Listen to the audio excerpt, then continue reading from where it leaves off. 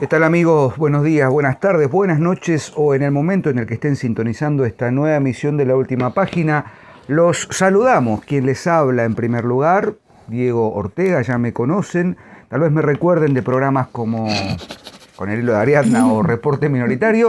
Y por supuesto, a Porrini no lo recuerdan, porque Porrini no es parte de un recuerdo pasado. Porrini es una eternidad, Porrini es perenne. Porrini sui generis ha nacido, creado ex nihilo, porque estaba en el Nilo.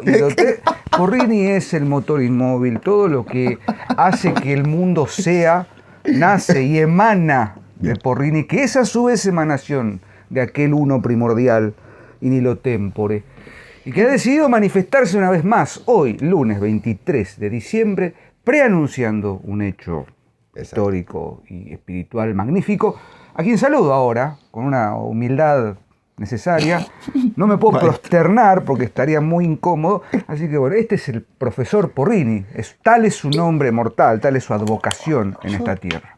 Yo les pido a todos nuestros queridos amigos y oyentes y seguidores que tienen fe, ¿no es cierto? Los que no tienen fe, tranquilos, no hay ningún problema. Los que tienen fe, por favor, no condenen al profesor Ortega por su blasfemia, estoy condenado. Por su herejía. Sí, soy un heresiarca. Un heresiarca. Un heresiarca, gran creador de herejías. Bueno, ¿cómo le va, doctor? Maestro, ¿Todo bien? Más todo allá bien. de, a ver, entiendan, es un chiste todo lo que decimos. No, esto es, sabemos, es lo mismo que yo hago en el otro, sí, pero en el otro programa, en el otro ámbito, no. Sí, profe, lo veo. Usted no se manda la blasfemia que yo ejecuto en este. Bueno, estamos aquí. Anunciamos que hoy es nuestro último programa, fin de ciclo del 2024, por supuesto. Lamentablemente seguiremos el año que viene lamentablemente arruinándoles para la todos, vida. vamos a continuar en el 2025 con La Última Página, por supuesto, y con varios proyectos en torno de la asociación. Agradecemos públicamente a uno de los suscriptores hace un par de programas, el programa pasado que salió un poco tarde, disculpen, pero tuvimos algunos problemitas, hicimos la mención a un suscriptor que nos había obsequiado un bourbon muy delicioso, y ahora hacemos la mención a otro suscriptor que no vamos a nombrar por respeto a su identidad, que nos trajo en Noche de Libros un excelente bebistrajo. Que es estaba encapuchado. Y traía una bolsa de arpillera y nos entregó la cosa ahí medio, subrepticiamente. Pero bueno, aquí estamos muy contentos. Whisky, dijo. Nos conoció. Un color muy agradable, un color dorado, una cosa. Profesor. Juancito estuvo 12 años en barrica. Caminando sobre negras etiquetas. Exactamente. En cask. En cask. Así que bueno, estamos aquí. Mañana se celebra la Navidad, Nochebuena, Navidad 25. Así que los acompañamos. Queremos brindar con ustedes, por supuesto, cuando terminemos este programa. Y como el caso lo amerita, me parece necesario. Qué justo, cerrar este año. Que no recuerdo el programa con el que abrimos, porque mayormente solemos abrir el programa con cierto grado de...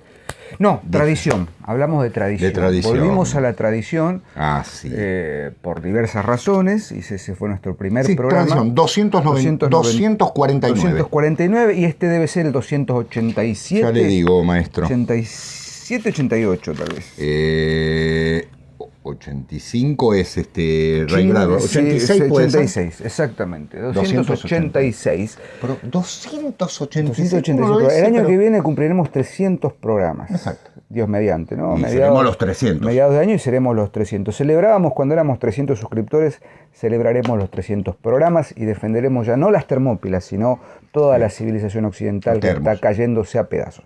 Vamos a dedicar el programa de hoy como cierre de círculo. Empezamos con la tradición. El último programa de ciclo 2024 va a estar dedicado al padre Leonardo Castellani. A dos obras. A dos obras o a dos instancias. Pues yo voy a hacer trampa, porque traje alguna adenda. Dijo que iba a ser un gran trabajo más.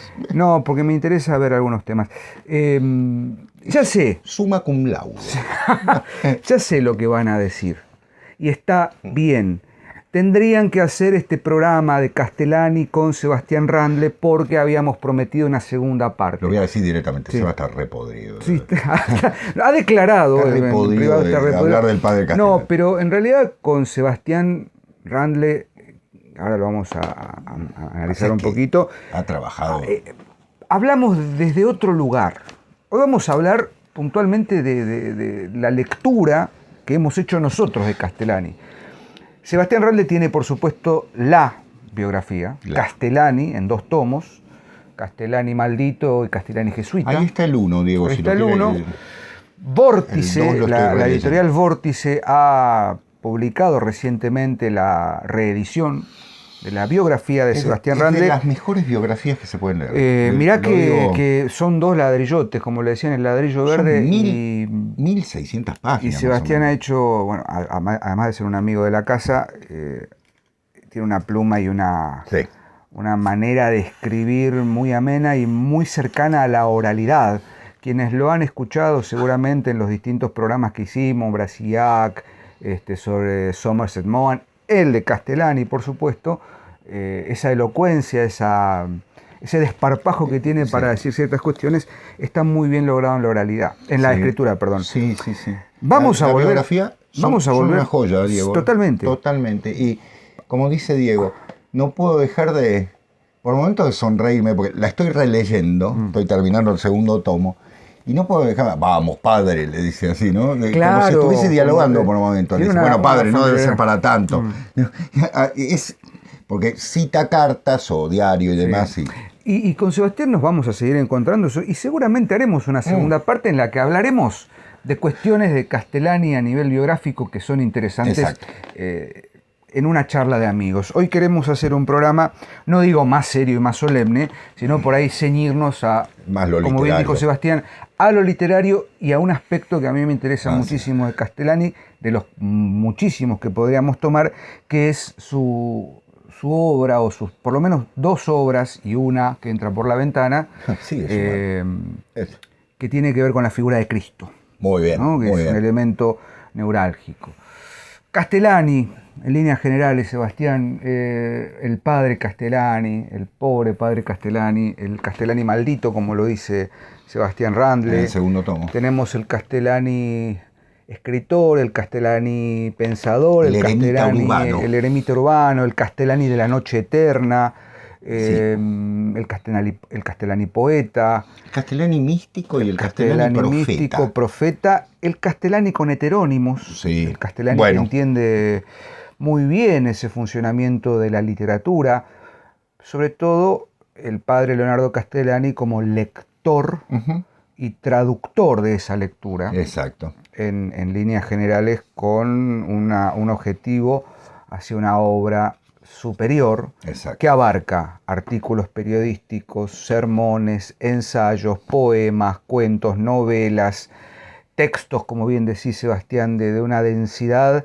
de una profundidad y a la vez textos de un humor y de una sencillez y de una naturalidad propia de la oralidad, que está muy bien logrado. Y por supuesto, una obra en la que vamos a encontrar, por supuesto, las marcas de las vicisitudes, de las contingencias que aquejaron al padre Castellani. A mí me gusta siempre citar, que está acá está en el Evangelio, creo, si no recuerdo mal, y si no está acá.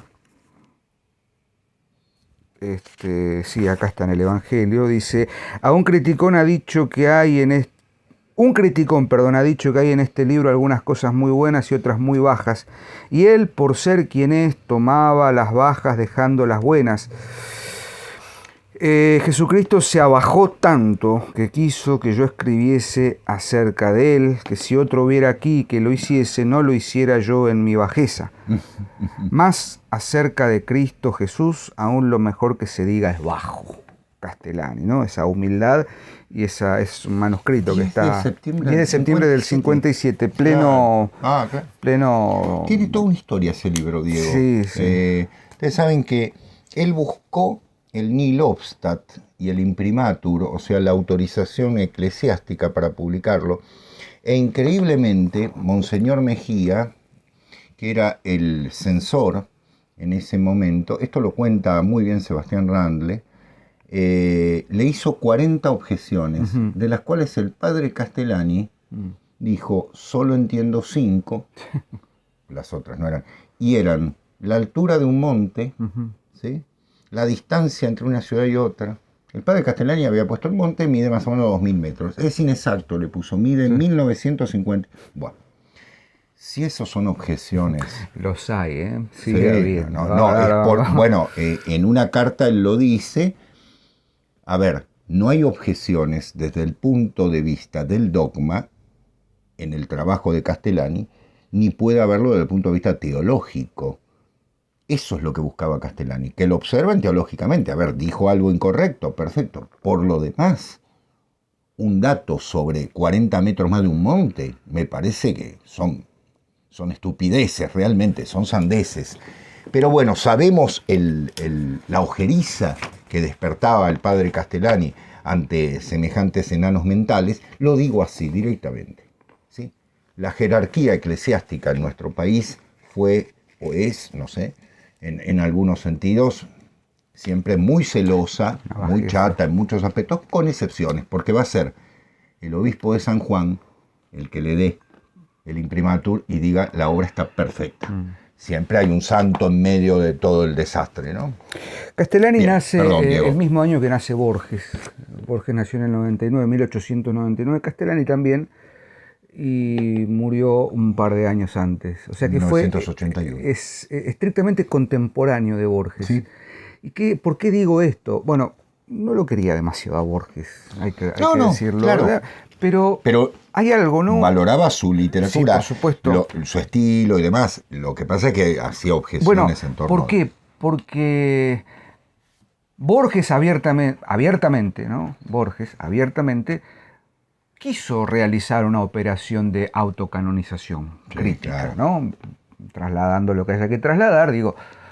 El escritor argentino de la tradición es de alguna manera una forma de decir, bueno, acá planta una bandera, pero no, usted quiso canonizarse, no, bueno, yo no he querido, ¿no? Pues, qué palabra complicada, ¿no? Pero sabemos, Castellani no.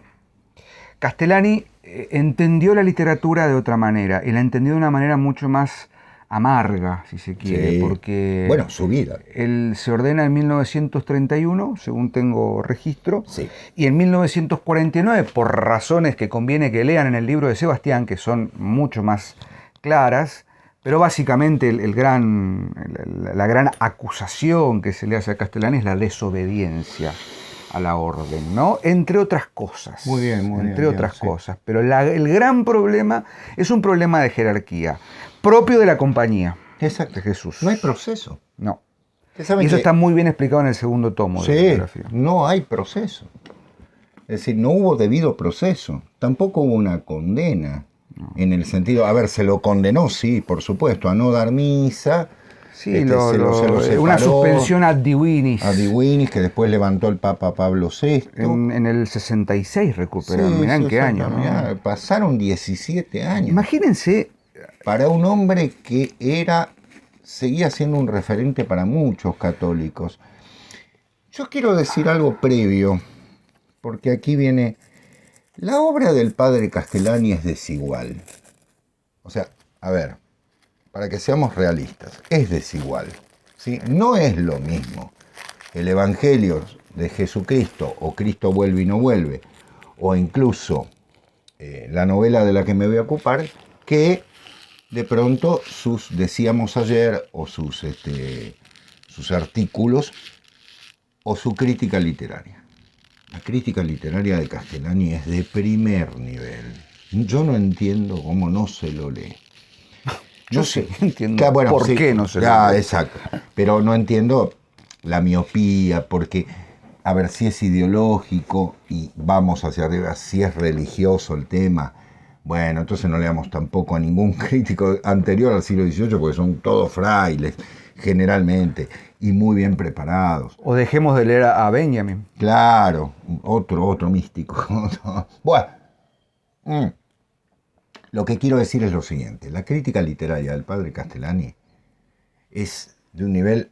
El artículo sobre la Divina Comedia, sobre el Martín Fierro, son exquisitos. Literariamente, no importa que el padre Castellani sea un cura católico. Eso es lo que le quiero decir a mis amigos laicos y demás. Vayan y léanlo porque es de una seriedad. Es como el padre Furlong analizando el Martín Fierro. Es muy interesante lo que hace. ¿Por qué? Porque son curas.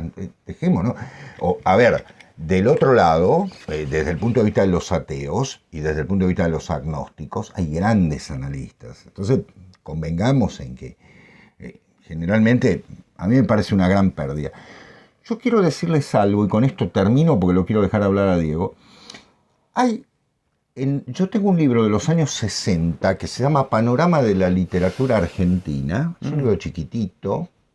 E incluso el mismo Bernardo Berbisky, el padre del actual periodista, citan al padre Castellani como uno de los grandes escritores argentinos, años 60. Si ustedes van a la historia de la literatura argentina, escritas posteriormente, escritas en los años 90, en los años 2000, no voy a dar los autores porque hay varias, me he leído varias. ¿Sí? Tengo las tres más importantes las tengo. No aparece. No es que aparece crítica, no aparece. ¿Se dan cuenta el silencio que se hizo sobre la obra del padre Castellani? Es increíble.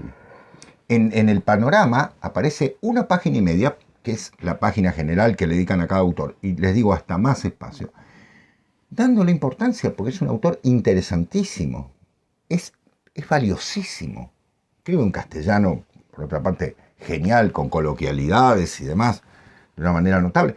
Yo me pregunto, ¿por qué callar sobre la obra de un autor que en última instancia se puede tomar para criticar de manera destructiva, si se quiere, pero no ningunearlo? Pero bueno, esa es la operación que hacen los profesores de crítica y teoría literaria de las universidades más importantes, de los fumaderos de opio de muchos lugares de la República Argentina, con un autor que creo no debe ser soslayado, porque hemos dedicado tomos completos de la historia de la literatura a autores secundarios. ¿Sí? Bien. Lo digo porque, a ver, puede ser un embole la historia de la crítica. No es así tanto, Sebastián, no es. Paremos ahí porque nos van a cancelar, ¿o no? ¿Qué nos cancela? Tal vez no. Ya a esta altura ya me importa poco. Lo apodíptico que se puede poner Porrini con esto. Pero, a ver, retomando, y para que esto no sea una cosa muy encorsetada, entiendo también que el gran problema con Castellani, lo dice muy bien también Sebastián Randle, es inevitable citarlo. Si nos estás viendo, Sebastián, vaya un saludo, seguramente lo vas a ver. Tiene que ver con esto. Él tiene una charla que dio hace unos 6 años más o menos, 5, en el marco de una charla titulada Castellani, 10 cosas que nos enseñó, 10 enseñanzas que nos dejó, 10 enseñanzas que Castellani nos dejó. Entonces, hace un punteo de 10 temas, de 10 puntos. Yo anoté 2 o 3 que me interesan para ampliar un poquito. Y uno de ellos dice, Castellani siempre habló con la verdad. ¿No? Y a veces, hablar con la verdad es incómodo y es incorrecto para lo que el establishment del campo literario, del campo intelectual, de la coyuntura ideológica, social y cultural, determinan para ese momento. Entonces, Castellani siempre habló con la verdad. Son líquidas. Son líquidas, sí. Siempre habló con la verdad.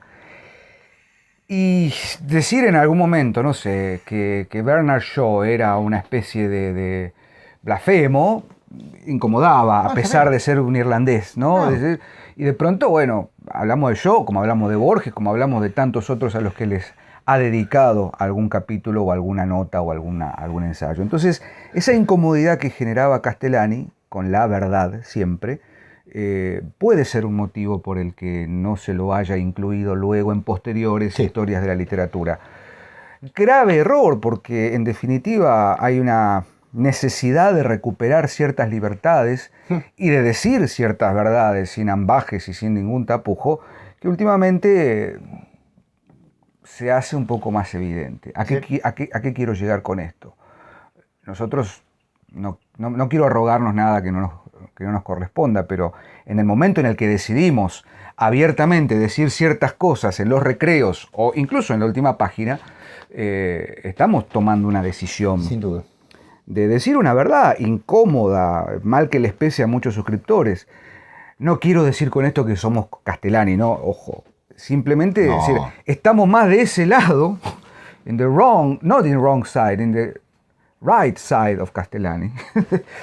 En el sentido de no podemos traicionar lo que creemos y lo que pensamos Lo que ocurre es sobre la literatura en este caso. Diego, Castellani es incómodo porque es un hombre de fe y es un hombre inteligente. Sí.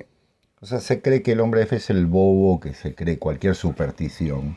Y justamente si hay algo que Castellani demuestra es que la fe no es superstición. Valga decirlo, eso molesta. Y entonces, ¿qué hacen? Lo ningunean. Escriben 12 tomos de literatura, de historia de la literatura argentina, y no le dedican 2 páginas a la obra de Castellani, como diciendo, por lo menos como polémico. Yo lo pondría como polémico. A mí me parece muy bien que se haya... Bueno, no le dedicaron a Borges un tomo. En fin. Yo, perdón, necesito, claro. Nobleza obliga, así como hacemos esta observación, voy a destacar a un solo miembro del establishment académico que sí le dedicó un librito a Castellani, hizo una lectura de Castellani, que es Diego Ventiveña. Ah, sí. Sí, señor, muy bien. Diego Ventiveña, sombrero, lo conocí hace unos cuantos años en una charla que se dio en el Mariano Acosta. Y para mi sorpresa, en el último congreso de Fe, Arte y Mito, di con un libro de Ventiveña sobre Castellani. Muy bien. Y sobre algunas cuestiones. Obviamente es un opúsculo, opúsculo es medio de peyorativo. Es un librito. Les aclaro que en España hay un boom. Bueno, con Juan Manuel de Gracias Prada. a Juan Manuel de Prada. Y valga decirlo, gracias a la labor de algunas editoriales se ha redescubierto y se lo está considerando un profeta. Quiero destacar eso. Digo, a alguno le pegó, le llegó de rebote por lo menos. Pero sí, tienen que triunfar allá para que acá se den cuenta porque, claro, en medio del opio es difícil. Exacto. Pero bueno, estamos tirando para todos lados. Diego, vamos a ordenarnos un poquito. Yo voy a ser breve, si me permites. Me encantaría que hables de esa novela y después, si querés, hacemos a dos voces el... Voy a hacer rápido. Voy a hablar de una de las novelas del padre Castellani. Y voy a contar la historia rápidamente. El embajador de España, en los años 40 en Argentina, le dice a Castellani así, le dice, usted tiene que hacer la continuidad del Quijote. El padre Castellani, menuda tarea, pero fíjense cómo se lo consideraba. El padre Castellani toma el guante y promete escribir eso y escribe el nuevo gobierno de Sancho, que está reeditado, de la que no me voy a ocupar, pero que ya les digo, vayan a leerlo. Su Majestad Dulcinea, que es la segunda parte, y preanuncia un texto que nunca va a escribir y que yo hubiese dado la vida porque escriba, que es La resurrección de Don Quijote. Fíjense, Sancho, Dulcinea, el Quijote. Por supuesto, ¿qué hizo? ¿Puso a Sancho en el gobierno de una ínsula en España? No, lo puso acá. Y hasta vestido de gaucho. Pero de la que me voy a ocupar es de Su Majestad Dulcinea. Tengo la primera edición. Tan increíble que no tiene numeración de página. No sé si llegan a ver. Está editada esta, 1956. Está editada por Ediciones Sintra. Sintra era la edición de un gran amigo del padre Castellani, que lo protegió y demás. Una persona con una voluntad increíble. La edición que tengo la conseguí en una librería muy particular porque es la primera edición de la novela. Está firmada por Jerónimo del Rey, y aquí vengo justamente a lo que decía Diego. Jerónimo por el lugar donde nació el padre Castellani, en Reconquista, San Jerónimo del Rey de Reconquista. Y tiene en la tapa, y voy a insistir con esto, fíjense, hay una dama, ¿no? Específicamente con una serie de símbolos, y del otro lado hay un Quijote alzándose como iluminación, sí, como transfiguración, que preanuncia lo que va a venir, pero lamentablemente no llega. Su Majestad Dulcinea, Nuevo Gobierno de Sancho, es publicado en los años 40, si no me equivoco, en 1944, ya habrá quien me corrija, no lo tengo aquí anotado. Y Su Majestad Dulcinea se publica en 1956, y la tercera parte, lamentablemente, no está. Digo lamentablemente porque yo daría la vida por saber esa resurrección de Don Quijote que iba a dar. Y esta novela llevó muchos años de escritura. La primera parte está escrita prácticamente en 15 días en Mar del Plata, en el año 1946, cuando el padre Castellani está en un retiro. Y la segunda y la tercera partes en San Juan, en la casa de los Grafinia, otro de sus grandes amigos. Grafinia fue un gran amigo del padre Castellani que lo protegió en el año 1955, en un momento en el que la Argentina está viviendo la caída de Perón, la revolución llamada Revolución Libertadora, para muchos la revolución fusiladora, para muchos la revolución terrible porque generó una masacre impresionante. Les recuerdo Operación Masacre de Rodolfo Walsh. Y Su Majestad Dulcinea, desde el título, nos plantea algo fundamental. Está tomando a un personaje clave del Quijote, pero es una novela de futuro. La novela se llama Sucedió Mañana. Les recuerdo el antetítulo, podríamos decir, ¿no? ¿Sí? Sucedió Mañana, Su Majestad Dulcinea. De hecho, tiene un largo título, lo voy a leer porque es muy gracioso, el padre Castellani. Historia pueril, profético, policial, prodigioso, político, religiosa del fin de este siglo, extraída de las memorias de Luis Sancho Vélez de Zárate Namuncurá, alias el cura loco, primer patriarca del neovirreinato del Río de la Plata, por Edmundo Florio y Jerónimo del Rey. Y abajo pone una cita que dice: pornográfico es el único que falta para que sea un libro de gran éxito. Ese es el padre Castellani. Y aparte, es quijotesco, cervantino, si se quiere. Y todo junto. Sí. Bien. ¿La novela de qué va? Paréntesis. Es una novela alegórica. El padre Castellani no buscó ser simbólico. No buscó ser. Es alegórica. Es literal y alegórica. Es decir, a ver, dentro de las 4 dimensiones lo que dijo es profética porque está ubicada en el futuro. Mucho de lo que dice lamentablemente ocurrió en la historia argentina. No hace falta más que leer la historia argentina post-1955 para darse cuenta los desastres que se cometieron en Argentina, las dictaduras militares, los gobiernos títere democráticos que tuvimos, el desastre total del vaciamiento de una iglesia en sí misma, en todo sentido, y el nuevo orden mundial. Sí, el nuevo orden mundial. Hace 70 años el padre Castellani preanunciaba lo que iba a venir. La historia es muy simple. ¿Quién es Su Majestad Dulcinea? ¿Quién es Su Majestad? Es una mujer que es horrible y hermosa. ¿Cómo horrible y hermosa? Ahí está. Para muchos puede parecer horrible y aparentar y tener cicatrices, para otros es casi la Virgen María. El personaje, el cura loco, es una de las facetas del padre Castellani, que justamente está luchando contra un orden eclesiástico que se está imponiendo desde el poder. Poder que va a ser representado fundamentalmente por una serie de 4 personajes. Panchampla, que es posiblemente lo peor de una iglesia, que se diga apostólica.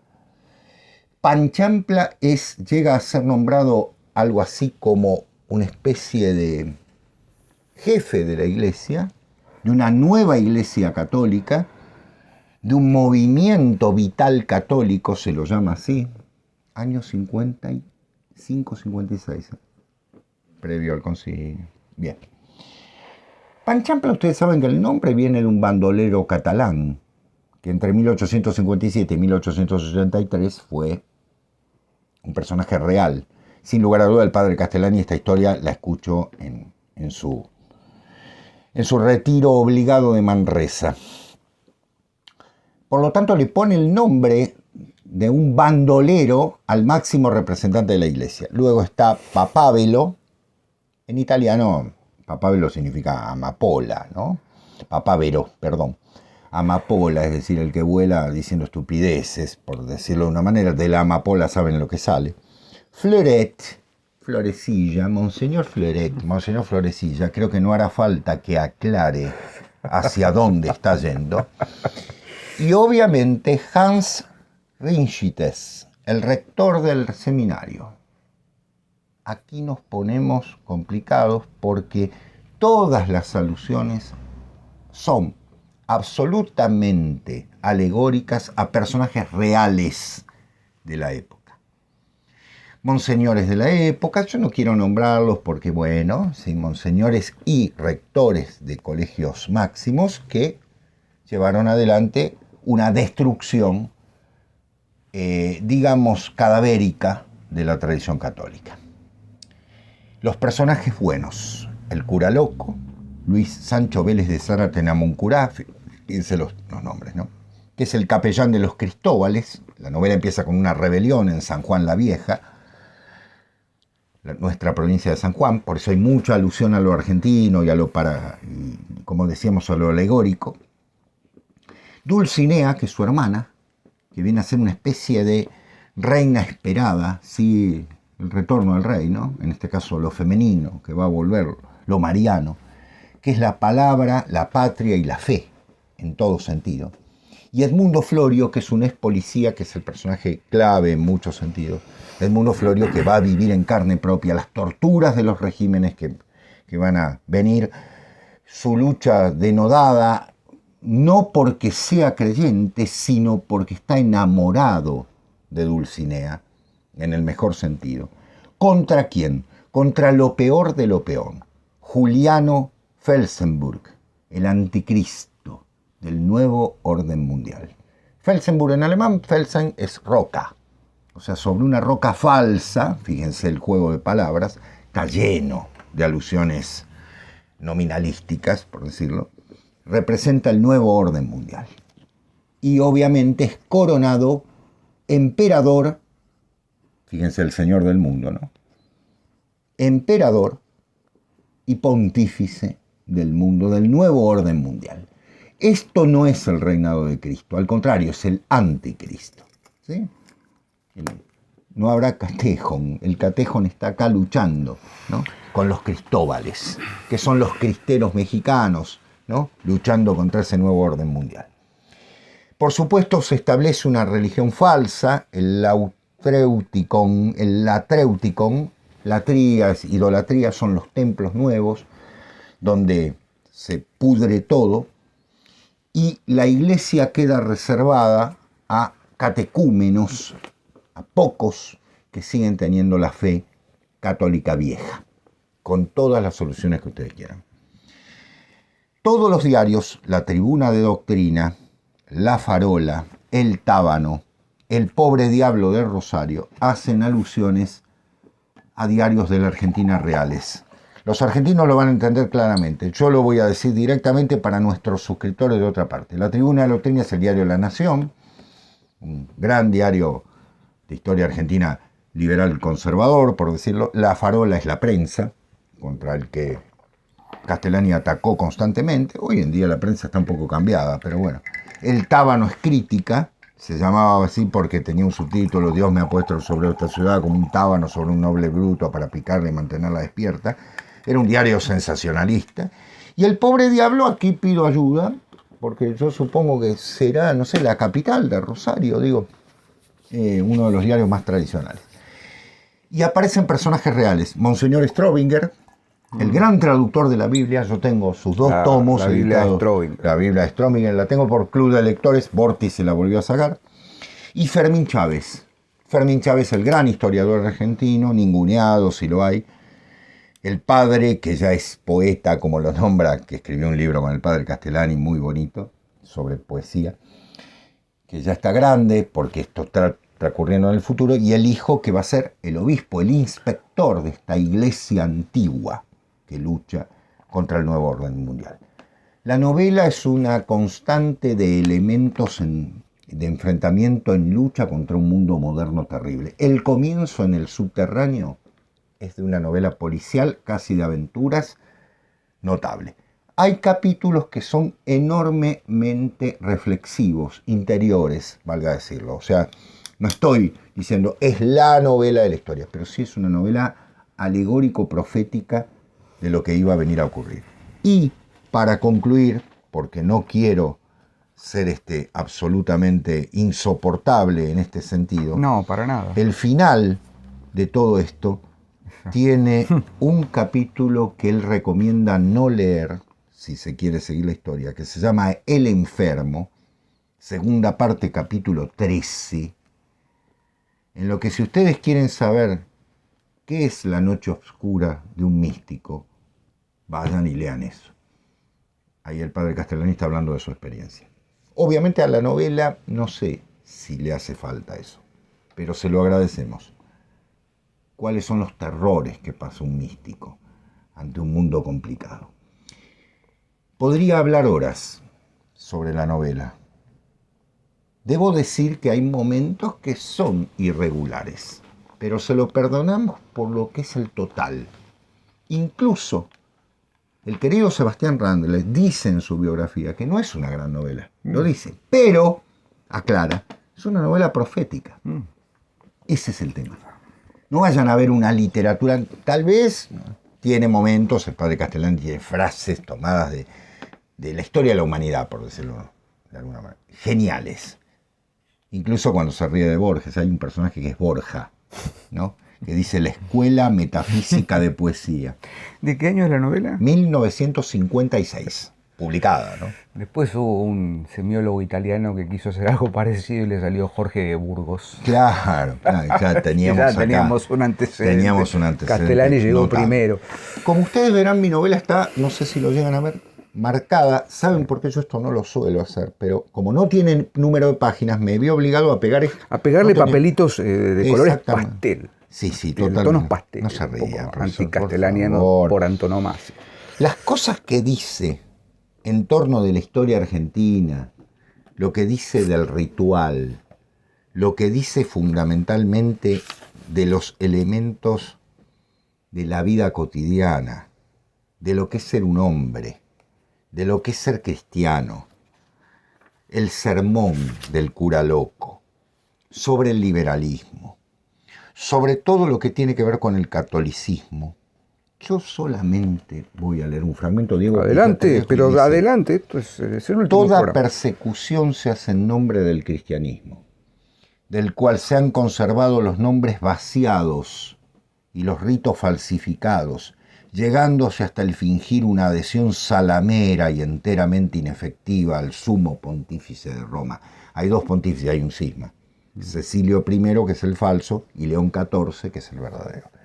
Se mantiene el aparato burocrático de las curias y aún se fomenta su hipertrofia, pero todas las acisas sobre que el cristianismo romano se asienta, como la independencia de la familia y la propiedad privada, la justicia social, el principio de legitimidad de los gobiernos, el control sobre los gobernantes, la decencia pública, la convivencia caritativa, la ley, en fin, todo eso ha sido aniquilado.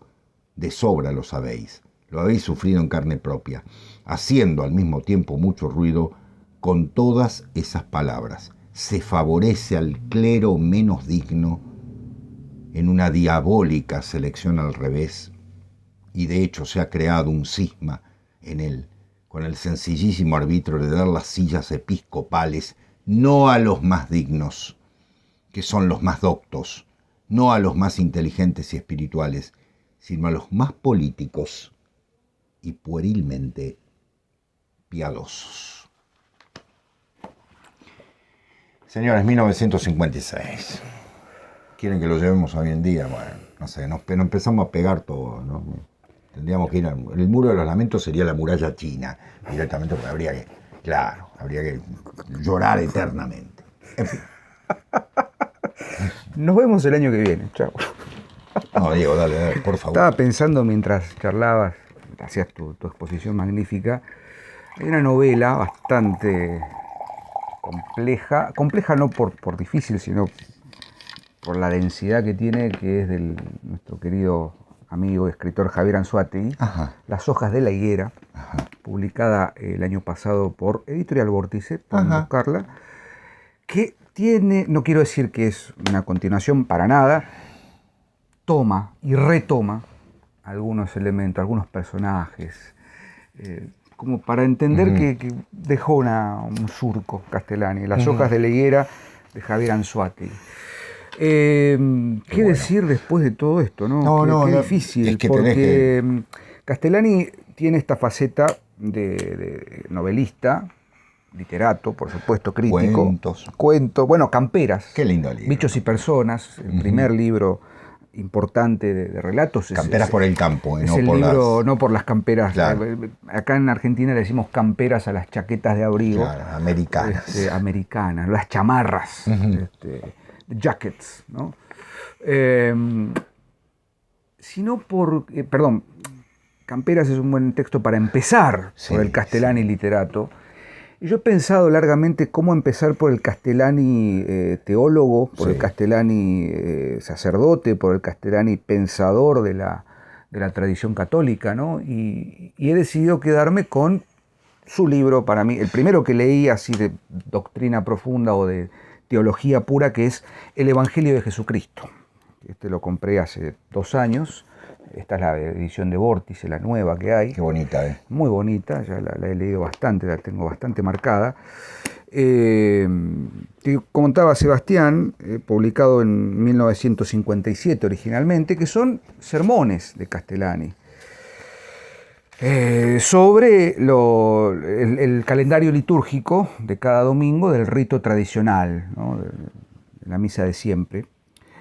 Y Castellani lo que hace es, efectivamente, dedicarle un capítulo o un sermón a cada uno de los evangelios, siguiendo, insisto, el calendario litúrgico. Específicamente ahora, por ejemplo, estamos, el domingo que viene es el 4º domingo de Adviento. Perdón, ayer fue 4º domingo, estamos grabando esto antes. Ayer fue domingo de Adviento, mañana es el Evangelio de nacimiento, ¿no? El Evangelio de Navidad. Y lo que tiene Castellani en este libro puntualmente es no solamente una profunda y clarísima exposición sobre los aspectos exegéticos. De hecho, tiene toda una introducción sobre cómo leer los evangelios, cómo están divididos, qué quiere decir perícopa, qué quiere decir que se lee este evangelio en primer lugar. Hay que entender también un poco la liturgia, ¿no? La liturgia tiene una serie de lecturas preestablecidas. Siempre hay una epístola, siempre hay un evangelio y siempre, por supuesto, el evangelio da pie a las epístolas de San Pablo, por supuesto, y el evangelio, la lectura propia del evangelio, bueno, el salmo responsorial y tal, pero el evangelio propiamente es lo que permite la presencia de homilía. Claro. Estas son homilías de Castellani, pero no son homilías pomposas y solemnes. Qué bueno. Son homilías que tienen un grado de... Con boina, exactamente. Unas homilías que son de charla, de diálogo, de puesta en... Es como si Castellani le estuviese hablando a un grupo de convencidos amigos, amigos convencidos, perdón, que entienden o que buscan entender la complejidad del Evangelio del día. El Evangelio de Jesucristo, yo he leído, o sea, conviene que lo lean de pronto teniendo en cuenta el calendario litúrgico, pero tiene un manejo de 2 cosas que para mí son fundamentales y originales. Primero, un conocimiento profuso de la doctrina, de la exégesis y del griego y del arameo y del latín, ¿no? Es decir, si usted no sabe latín, no sabe griego, no sabe arameo, tal vez en algún momento se sienta un poco perdido porque hace una lectura del texto original, ¿no? Y después hace disquisiciones sobre la traducción. Con lo cual, los evangelios tienen un grado altísimo de erudición exegética. ¿no? De hermenéutica. Exacto. Pero también tienen algo que es fundamental para la homilética, poesía. Pero no una poesía, insisto, de elevada complejidad, una poesía que trae para nosotros, trae al terreno conocido la complejidad de la palabra de Cristo, del Evangelio, de la anunciación, de la buena noticia. ¿Por qué elige? Después hay dos compendios publicados póstumamente que son las Domingueras Prédicas, 1 y 2, de la década del 90, ¿no? Domingueras Prédicas domingueras, ¿no? Sí, Domingueras Prédicas. Sí. Que tienen también una suerte de principio compartido. Son más breves, más al abuelo de pájaro, pero el Evangelio ha sido y es para mí una de las obras fundamentales para empezar a entender y para empezar a leer a Castellani, si se quiere, desde la mirada del misterio de Cristo. Por ejemplo, si tomamos el Evangelio de Nacimiento, que es uno de los que se va a leer mañana, uno puede leer, por ejemplo, lo siguiente. Bueno, sabemos que el prólogo del Evangelio de San Juan, en principio era verbum, et verbum era tapudeon. Claro, en el principio era el verbo, que es el prologón de San Juan que se lee luego de la bendición en la misa tradicional, que es una cosa fabulosa. Hace una exposición completa y se detiene en la palabra logos. Entonces el Evangelio de Advenimiento, el Evangelio de Navidad. Y dice lo siguiente acá: la generación eterna del verbo no puede compararse y aún así permanece arcana, sino con la formación misteriosa del conocer en el alma del hombre. Dios se conoce a sí mismo y en sí a todas las cosas, y ese conocimiento es su Hijo. Jesucristo es el verbo encarnado y por ende es Dios. Dios se conoce a sí mismo y en sí a todas las cosas en su Hijo. Esta es la última palabra que el intelecto humano, bajo el influjo de la revelación, puede pronunciar sobre el misterio de la vida divina, inaccesible naturalmente a sus alcances. Más adelante dirá: la doctrina del Logos en Juan se resume por tanto así: el Cristo, el Hijo del Hombre, el Hijo de Dios son uno, y ese uno es uno con su Padre, y se ha unido a la naturaleza humana tomando su carne y alma. Él llama a todos los hombres a la verdad, y por ella a la unidad. Pero la unidad del Verbo con el hombre, siendo en la carne y permaneciendo los discípulos en el mundo, esa unidad debe volverse y hacerse sensible.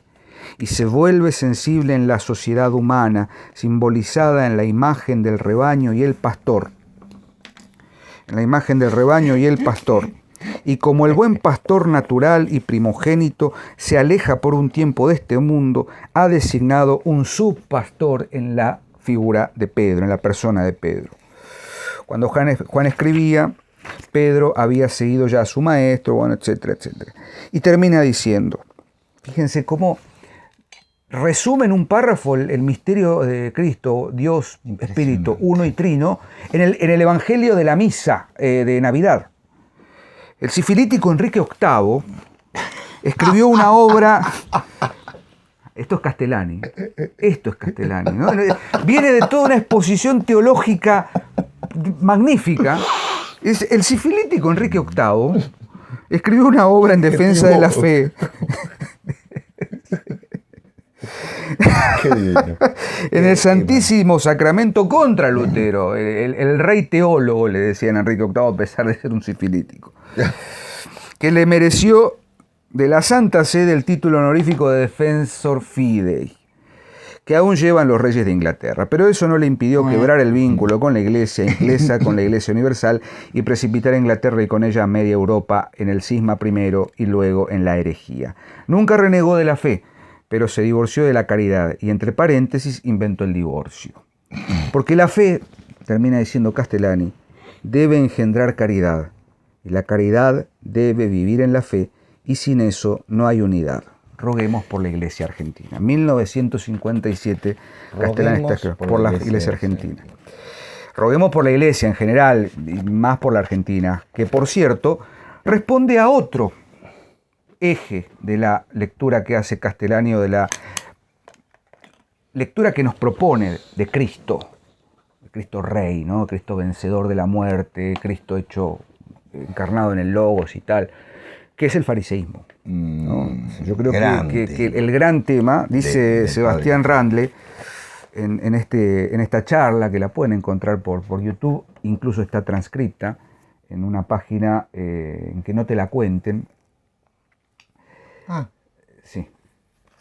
La segunda enseñanza que Castellani nos dejó es que la abominación y el gran despelote, literal, dentro de la Iglesia ciertamente no empezó con el Concilio Vaticano II, ¿no? No. Luis Bouillet ya lo dice también, ¿no? Totalmente. Ni a partir de las reformas litúrgicas de Pablo VI, no. Él identificó como principal problema de la Iglesia, mucho antes que el progresismo y a osadas, antes del modernismo, al fariseísmo, un producto natural de lo que él dio en llamar la exteriorización de la religión católica. Ese roguemos por la Iglesia argentina es roguemos por una Iglesia argentina que se ha convertido en mayor medida en una iglesia farisaica. Totalmente.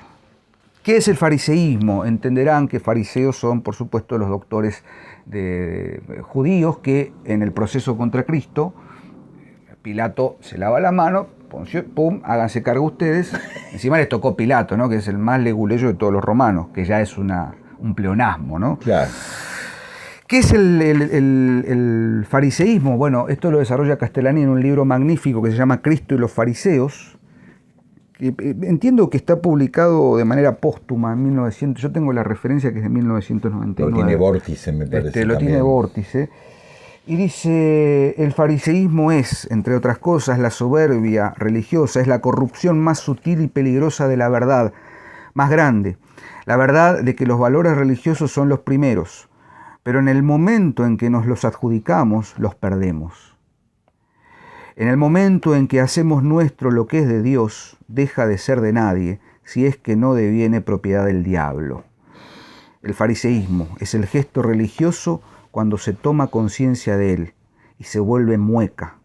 Los grandes gestos de los santos no son autoconscientes, es decir, son auténticos, es decir, son divinos, padecen a Dios y obran en cierto modo como divinos autómatas, como obran los enamorados, sin autosentirse, como dicen ahora, sin autopercibirse. El fariseo verdadero no lleva antifaz. Él es todo una antifaz. Él es todo un antifaz. Su natura se ha vuelto máscara, miente con toda la naturalidad, pues ha comenzado por sentirse a sí mismo, autosentirse. Lo que él simula, que es la identidad, lo que él es, el egoísmo, se han amalgamado. Es decir, son auténticos. No, esto ya lo leí, pero se han amalgamado, se han fundido y se han hecho un espantoso veneno que de suyo no tiene antídoto alguno. Eso es el fariseísmo. Es la mueca que se convierte en gesto. Qué ¿no? bueno. Es la impostura, o en todo caso, la pose, la sonrisa, o smile, que todo está bien. No, está bien, claro, está bien que creas lo que vos sentís que sos. Está bien que, esto Castellani, ¿no? No lo dice Castellani, pero mutatis mutandis, está bien, total, sos dueño de tus decisiones. Eso es fariseísmo. Total, primero vos, el total. Sigue siendo el si mismo. vos, esto lo hablaba con un amigo, nuestro común amigo de apellido Subirá, Magín Subirá, le mando un saludo si nos está viendo. Él me hacía una observación hace un par de semanas sobre otro Ripperger, no importa, estamos abriendo ventanas, pero él decía, el don profundo o el don de caridad, uno no lo hace por sí mismo. Hago esto porque me hace bien. No, claro. Eso es de un profundo egoísmo, y incluso de una influencia de lo farisaico, de lo diabólico, en el sentido de perder la noción de caridad total hacia el otro, como es la imagen de Cristo. Una de las facetas, Diego, no sabés todo lo que está despertando en mi mente, después de obviamente del Johnny Walker, del Juancito Caminador. Con todo esto, ven lo que pasa con el padre Castellani. Miren, yo voy a retomar una frase. Así como no hay que dejar a Marx en manos de los marxistas, no dejen a Castellani en manos de los católicos. Bueno, a eso voy. ¿Qué quiero decir? Que va más allá ¿no es cierto? Es realmente metafísica pura, por decirlo de una manera tradicional. No son creyentes, perfecto, muy bien, no, lo lamento, pero bueno, digo, mi tolerancia me lleva a eso y mi apertura hacia el diálogo, pero vayan a leerlo, no lo nieguen, porque en algunos casos no es que los va a convertir, no tengan miedo si están asegurados con que los bonos del Estado son Dios. Vayan a leer a Castellani como literatos si quieren. Como digo siempre a mis alumnos, lean la Biblia como literatura si quieren. El nivel literal, ¿no? Es el que siempre dice Dante que hay que primero adaptar. Pero Diego, vos dijiste algo recién, perdóname, te estoy cortando. No, pero no, a ver. el logos es amor.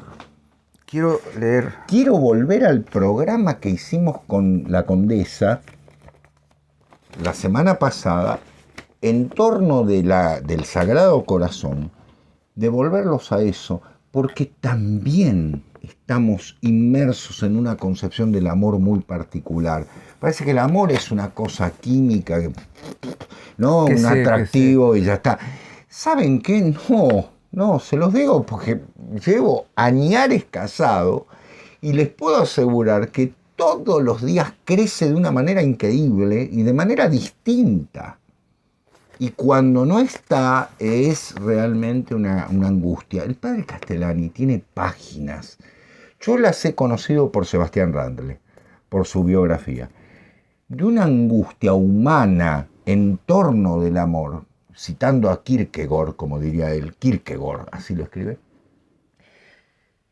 de una presencia, de una operatividad del amor que no es la primera dimensión, va más allá, es justamente una iluminación, es un logos.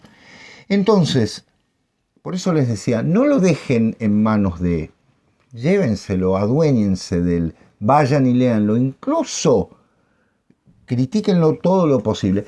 Un tipo que titula su libro ¿Cristo vuelve o no vuelve? Con preguntas, te está respondiendo una de las preguntas, o mejor dicho, planteando uno de los problemas fundamentales, porque el cristianismo no existe si Cristo vuelve o no vuelve. Ese es el tema. Y segundo, lo farisaico. Sí, obviamente yo me puedo arrodillar, qué sé yo, y todo, y hacerme el papá y tirarme ceniza en la cabeza, y recitar en lo que quiera, y demás. Acá me gano enemigos a full. Todo muy bien, sí, ponerme de negro, la mantilla, pero, ¿dónde está la transformación? Bueno, de eso habla el padre Castellani. Y le está hablando a los seres humanos en general, porque no le interesa el grupito, va más allá. Ese es el problema, ¿sí? O sea, apropienlo, ese es el tema, apropienlo, como un filósofo, si ustedes quieren, que nos plantea justamente si esto es el nuevo orden mundial, entonces, ¿a dónde vamos los seres humanos? Y en segundo lugar, y fundamental para subrayar lo que decía Diego, de los farisaicos, me llovieron tantas alusiones, Diego, cuando citabas. No sé si ustedes vieron, está citando a Sebastián Randle, es su análisis. Y uno dice, qué lupa puesta sobre el texto. Porque si el texto de Castellani es grande, lo que hace Sebastián es ampliarlo más para decir, observen. No está hablando desde la jerarquía, desde los cadáveres putrefactos, ¿no? El púlpito con ruedas. Claro, púlpito con ruedas, ¿no? No estamos con... El está todo bien, le hace mal a usted, no a nosotros. Le hace mal a usted el está todo bien. Porque la tragicidad de la vida es la primera instancia que hay que asumir, y asumir la muerte. Todos tenemos que asumir la muerte. Hace un par de días hubo una enorme polémica sobre una representación bastante discutible, bastante desagradable sobre el pesebre, bla, bla, bla. Y entonces, ay, por favor. Una de las redes sociales, que hoy es convertida en una especie de pseudo púlpito con ruedas, Púlpito Digital. Hay mucho montonero de Twitter ahí, guerrillero, ¿viste? De Twitter que se escuda detrás de algún... Che Guevara de maceta, como Che digo. Guevara de maceta. Y la indignación, no, que ay, sí, es una porquería la representación y hasta... Quemémoslos si quieren. Vamos a prender fuego, vemos leña verde, pum, los prendemos fuego, listo. Vamos y rezamos un rosario en la esquina, no hay ningún problema. Por favor. Ahora, que eso no sea solo gesto de impostura, ojo. Que no sea solamente una cosa de, ¡ay no! Porque han mancillado solamente... No. Hablemos de Cristo. Preguntémonos, como dice Castellani, y cito a Sebastián Randle que dice, la quinta enseñanza que nos dejó Castellani fue la de estar en todo tiempo atentos a la parusía. Y dice, una vez lo puso en verso y no le salió del todo mal. Y dice Castellani en verso, ojo al Cristo que es de cobre. Le conozco la receta. Hoy día al falso profeta que el mundo loa y acata, para hacerlo hablar en plata le enseñaré una treta. Al que venga con grandezas terrenales discursiando y los venga emborrachando con un silbo de serpiente, pregúntele solamente si volverá Cristo. Y cuando le dirán que Cristo es Dios y el credo y la letanía, hay un punto todavía que a un hereje lo resuelve. Pregunten si Cristo vuelve. Es decir, la semana pasada terminábamos el programa hablando y dando un mensaje, un saludo, Navidad, y a mí me salió a decir, bueno, el rey que viene, Cristo está viniendo, ¿no? Adviento, ¿no? Exacto. Advenimiento.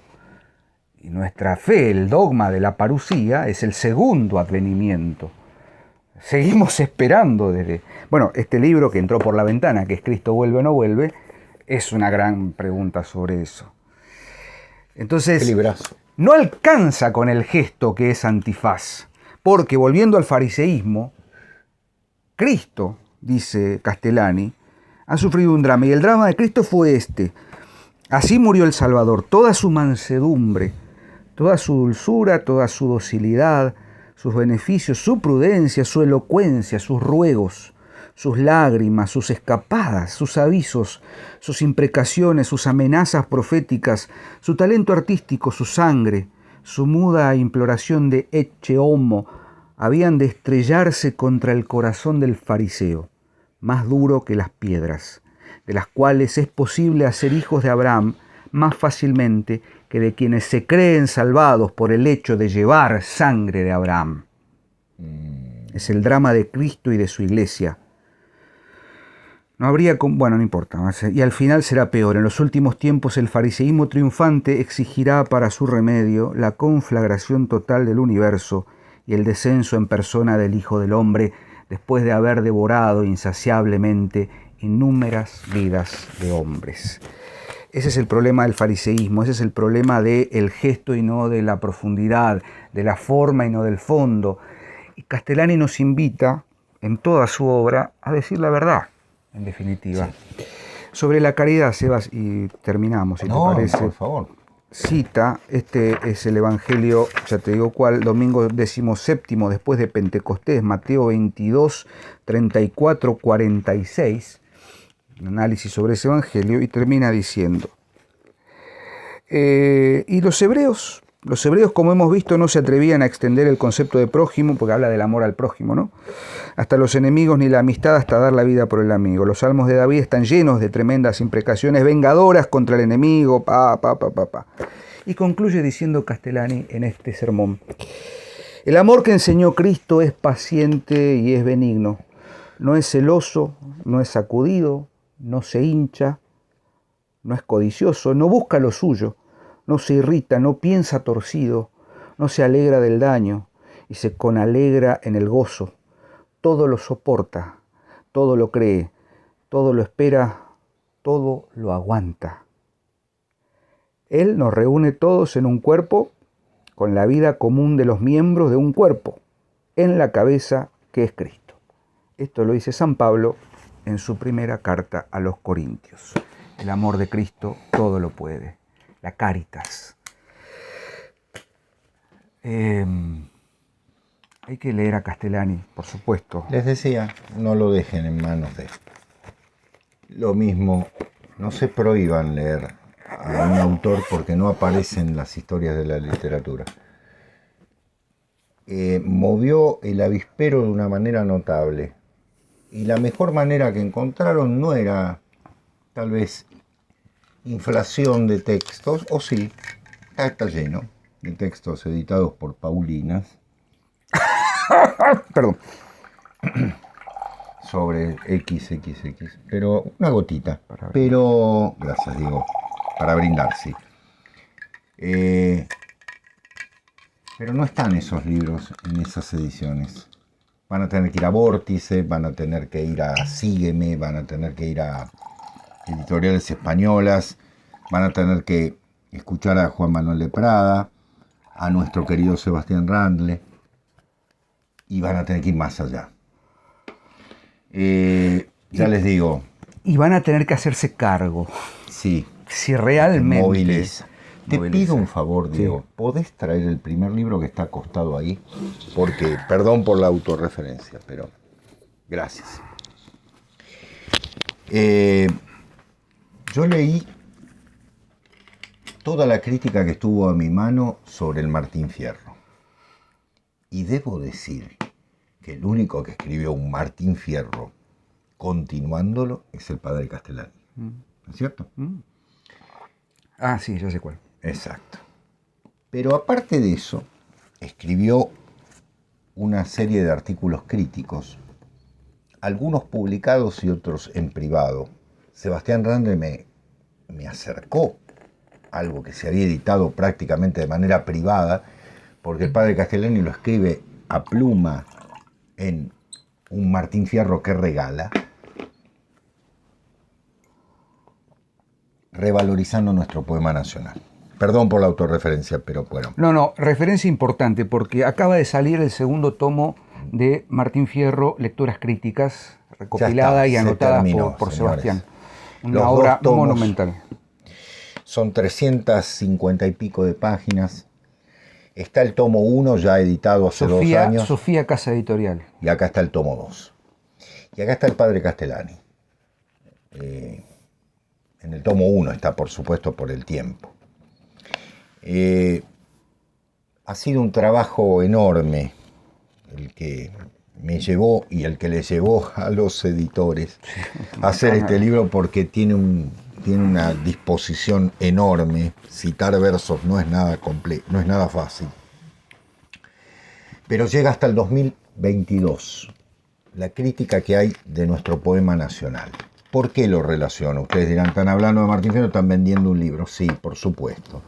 Pero también lo hago porque el padre Castellani reivindicó al Martín Fierro por sobre otras personas como el texto nacional, fundacional. Ya lo había hecho Lugones, es verdad. Y el padre Castellani escribió un libro sobre Lugones.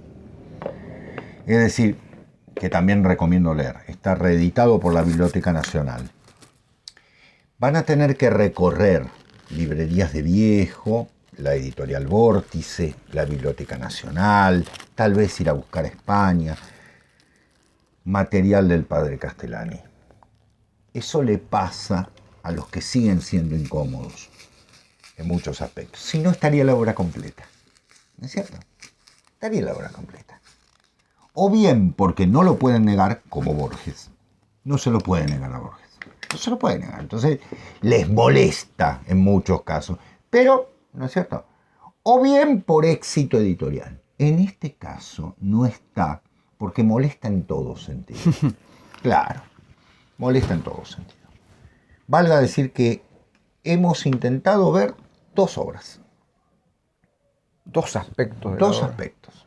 Podríamos seguir, y seguramente vamos a hacer otro programa. Yo sobre la crítica literaria del padre Castellani tengo que hablar. Es incómodo, es molesto, es desagradable en algún sentido, porque golpea a uno mismo. Pero está bien. El cachetazo, en muchos casos, el cachetazo simbólico, nos permite justamente despertar de cierta estupidez. Lo decía recién Diego, ¿está todo bien? No está todo bien. Habrá cosas que también, pero hay cosas. Yo creo que el mundo no está nada bien. y que una persona nos venga con fe a decir esto, bueno, vuelvo a repetir, no dejen en manos de, vayan y recupérenlo. Sin lugar a dudas, Sebastián Ranel les dice algo, él los conoció a los dos. Dice, qué cosa, ¿no? El padre Membiel era un tipo de una bonomía impresionante, alegre y demás, y escribía aburridamente. Se me cae de las manos, dice Sí, sí. El padre Membiel tiene libros muy, muy profundos. Hemos hablado de la cábala del progresismo. Y son libros de unas sesudos al máximo. Pero hay que decirlo, son académicos, no formales y demás. Pero en su vida el padre Membiel era un hombre alegre en el buen sentido, ¿no? Con la alegría del Evangelio. El padre Castellani era lo opuesto. Uno podría hasta que escribir una biografía encontrada, ¿no? El padre Castellani era un hombre sufrido, exacto, ceñudo. Tenía ¿no? razones. Tenía una vida de castigo enorme. Pero no escribe así. Es una alegría leerlo. Es siempre una alegría. Yo me he matado de la risa y he llorado ante textos de Castellani. Porque golpea de una manera tan profunda. Cita en medio un dicho gaucho, una referencia a la vida cotidiana, en el medio de un evangelio. Porque él dice, si Cristo le hablaba a pescadores y sí. Vieron que a veces esa teología, ¿no?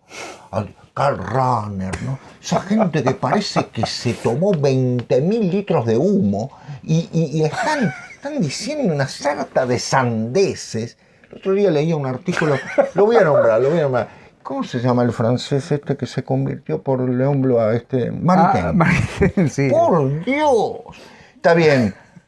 Arte y Escolástica, un gran libro. Pero por momentos, qué tipo, por Dios. Me estoy acordando del chiste de ahí va Runner, nuevamente con sus extensos monólogos sobre las virtudes del diálogo. ¿Que lo dijo?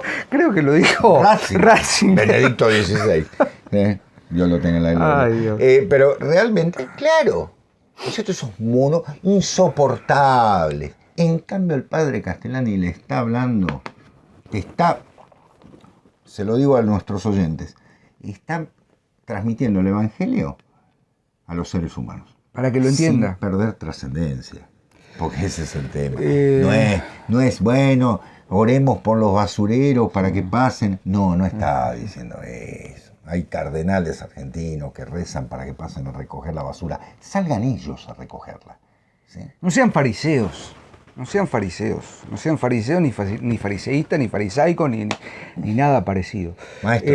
Sebastián, hemos llegado en un extenso programa, lo merecía. Este programa tranquilamente podría seguir 1 hora más. Sí. Pero es momento de despedirnos, de desearles, por supuesto, una feliz Navidad. Mañana conmemoramos el nacimiento de nuestro Señor Jesucristo, el Rey que viene, que después va a volver. Lo estamos esperando. Yo también espero. ¿Cómo lo estamos esperando? Espero a él y espero el otro rey también. Pero bueno. Está bien, pero por lo pronto este es el rey verdadero. Este va a volver, este vuelve. El que vence, ¿no? Exacto, el que vence es este. Claro. Después tendrá sus manifestaciones y todo eso, pero les deseamos, Sebastián, a tu familia, a todos los que nos han seguido este año. A tus padres, a Jessica. A la familia de la última página, de la asociación.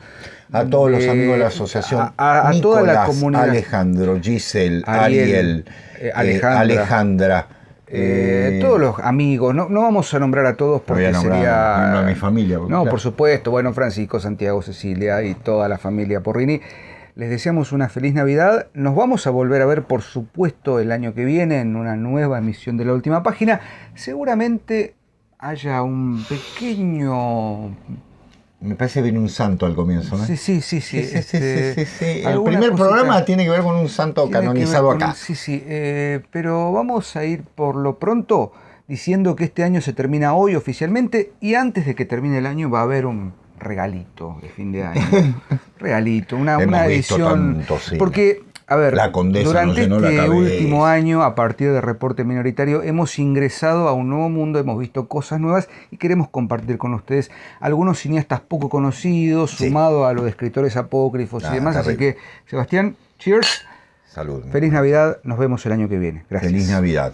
Que el niño Dios renazca en sus hogares acuérdense de todos aquellos que necesitan que vuelva para que este mundo sea mucho mejor. Adiós y gracias.